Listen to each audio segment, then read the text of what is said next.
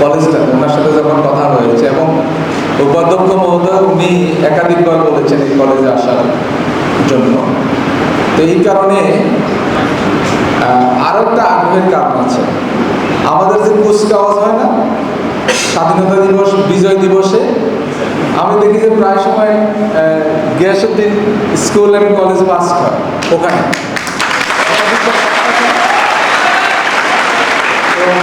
Even যে ইয়েটা হয়, আমি কুচকাওয়াজে তো জেলা প্রশাসক হিসেবে ওখানে স্টেজে আমি এবং স্পেশাল থাকি।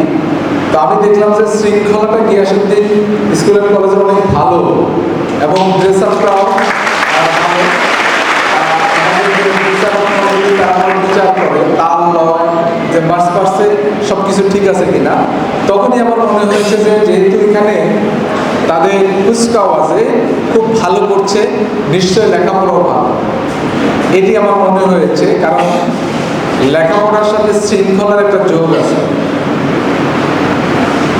এখন আমরা তো আসলে অনেক কিছু হতে চেয়েছি, আমি জানি না আমি আসলে কি হতে চেয়েছি, আমার মনে নেই। আমার মনে নেই যে আমি তোমাদের মতো যখন ফার্স্ট ইয়ারে থাকতাম তখন কি আমি কখনো ভেবেছি যে আমি একদিন জেলা প্রশাসক হব। এটি আমার মনে আমি ভাবি নাই, আমার মনে নাই। তোমাদের এটি বলতে চাচ্ছি যে তুমি এখন ভাবতে পারো।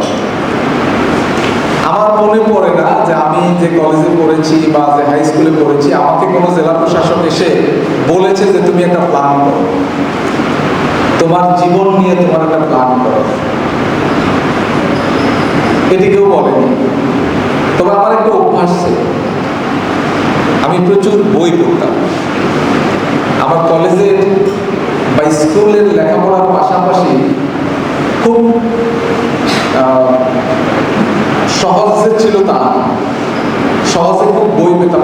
রিমোট একটা জায়গায় আমার বাড়ি, তো সেখানে জেলা শহর থেকে অনেক দূরে।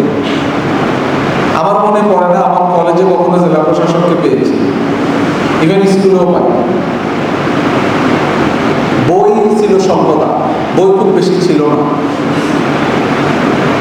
ইভেন আমার মনে পড়ে না যে আমাকে কেউ বলেছে যে আপনি বই পড়েন বা তুমি বই পড়ো। এটি আমাকে কেউ বলেছে বলে আমার মনে পড়ছে না।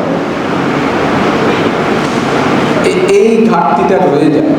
ধরো তোমাদের পরীক্ষা আছে এখনো 26 সালের মে মাসে যদি পরীক্ষা দাও, তাহলে তুমি অলমোস্ট 1 বছর 6 মাসের মতো